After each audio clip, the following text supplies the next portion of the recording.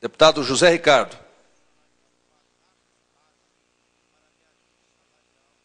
A TV Ali está à sua disposição também na internet em nosso site www.alian.gov.br, tudo minúsculo. É só você acessá-la. Excelência tem a palavra por 10 minutos.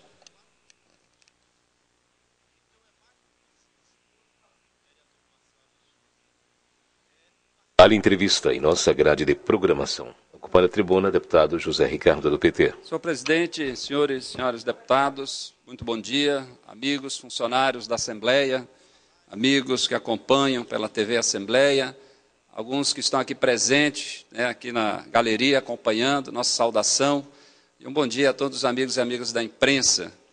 Senhor presidente, como deputado estadual, a gente sabe que a atribuição ela se vincula principalmente a acompanhar o executivo estadual. Então, são aquelas atribuições previstas na Constituição brasileira. E as questões locais do município, a responsabilidade em termos parlamentares está com o vereador. E como vereador de Manaus, a gente estava inserido nessas discussões dos problemas do dia a dia, deputado Fausto, e principalmente em relação a uma das grandes preocupações que a população tem, que é em relação ao transporte coletivo, o sistema viário, o problema da mobilidade urbana. E eu vejo hoje, nos jornais, duas notícias. Uma, ela fala o seguinte: ônibus é depredado por passageiros. E aí relata a reação das pessoas, dos passageiros do sistema de transporte em relação à qualidade do serviço. Lá no Coroado, o ônibus parou com problemas mecânicos, algo que a gente vê diariamente, e o próprio superintendente que cuida da área de transporte falava, e na média 30, 40 ônibus por dia, pifando, como diz o povo, parando, e criando transtorno, prejuízo para cada um dos passageiros. E aqui você vê a reação. Eu ouvia de algumas pessoas que diziam o seguinte, presidente Marcos Rota, que deveria ter uma reação mais forte. Toda vez que o ônibus pifasse, tivesse o povo se manifestando, quebrando o ônibus, fazendo isso, fazendo aquilo. Não concordamos com essa forma de tratar o problema. Claro, ninguém concorda. Mas aqui você começa a ver que o povo já não aguenta mais, não suporta mais, chega a um limite.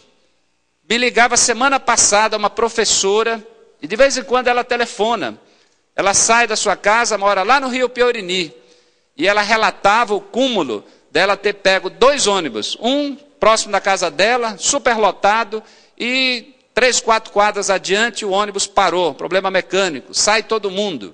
Aguarda o próximo, que também já vem superlotado. E esse segundo ônibus, quando chegou na Constantino Neri, também parou por problemas mecânicos, e sai todo mundo. Quer dizer, e aí desta forma o povo vai no dia a dia, tentando sobreviver, na esperança de que se resolva o problema. Então essa é a primeira notícia que eu quero dar uma ênfase, porque eu acho que chega uma hora, se o povo não tiver alternativas, vai para a rua e começa a achar que essa é a solução. E é por isso que, como deputado, mesmo não sendo vereador, nós precisamos estar preocupados com isso. Nós estamos falando da capital do estado do Amazonas. Nós estamos falando de uma cidade que, pela informalidade, se fala ter quase 2 milhões de habitantes. Se fala de uma cidade que foi escolhida para ser Copa do Mundo. Copa do Mundo. E o básico, que é o transporte coletivo, não foi resolvido até hoje. Mas eu acrescento como preocupação desta casa, e aí nós temos que nos preocupar com o transporte também, já que o Estado tomou a decisão, o governo do Estado, de apoiar, de ser parceiro, vamos dizer assim, nesse processo, ao aceitar a isenção do combustível utilizado no transporte.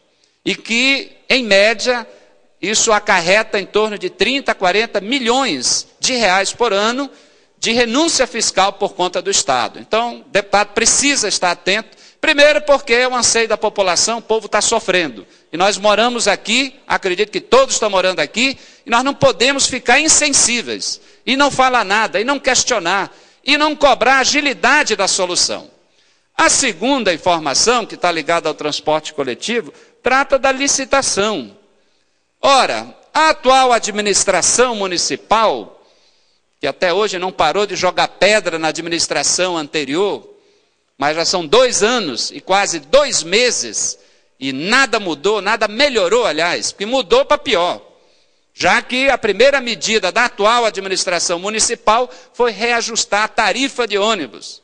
Imagine, povo já massacrado, com poucos ônibus, está diminuindo já a frota, envelhecendo, já que as empresas, pelo contrato que ainda está vigendo na ótica delas, porque pela justiça o contrato atual já foi rompido há bom tempo, já teria que ter sido realizada uma licitação, já há 3 anos atrás, uma nova licitação, mas estas empresas não cumpriram, não vieram ônibus, e o povo já estava sofrendo com isso. E aí vem o prefeito atual e aumenta a passagem.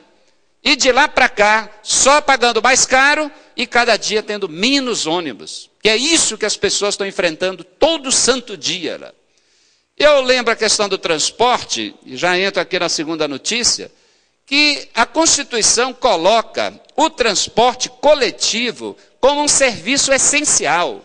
Ora, serviço essencial, o significado é que é um serviço que é fundamental, que é prioritário, que precisa estar à frente. Porque um cidadão sair de casa para buscar saúde, para ir no hospital, para ir num atendimento médico, um direito à saúde, ele precisa do transporte. Claro, passa pelo táxi, pelas várias modalidades, mas é o transporte coletivo.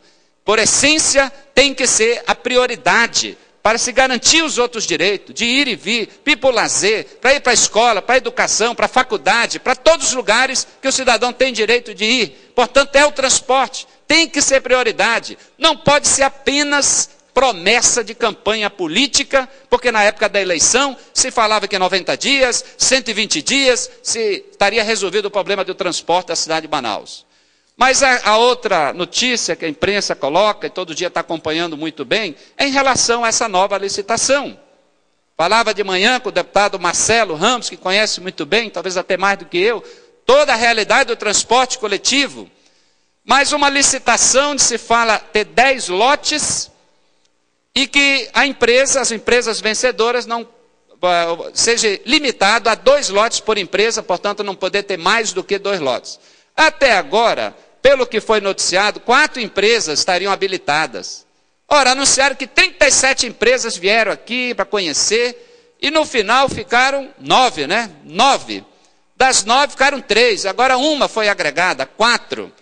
E 4, portanto, se é para seguir o edital, não tem condições de manter o edital, porque como é que vão ficar os outros 2 lotes, já que impede que uma empresa tenha mais do que 2 lotes? E aí você vê um outro aspecto, a prorrogação do prazo para que aquelas empresas inabilitadas também possam se adequar, apresentar. Aí eu não estou compreendendo. Se uma licitação tem regra no sentido de se apresentar proposta, se avaliar a viabilidade daquela empresa, o histórico, as pendências, os documentos, e agora se dá um prazo, foi esticado porque o prazo já está vencido, está vencendo.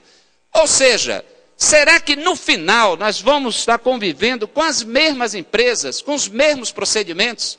Porque eu me recordo, quando foi criada essa Transmanaus, na licitação, nenhuma empresa que estava em Manaus no transporte coletivo poderia participar, porque todas estavam inadimplentes. Nenhuma tinha o certificado, as certidões, principalmente em relação aos trabalhadores do FGTS e INSS, a Previdência. Nenhuma. Criaram uma empresa, uma personalidade jurídica, onde estas que já estavam foram abrigadas e juridicamente, sendo uma nova, só ela concorreu, só ela ganhou e ficou como está.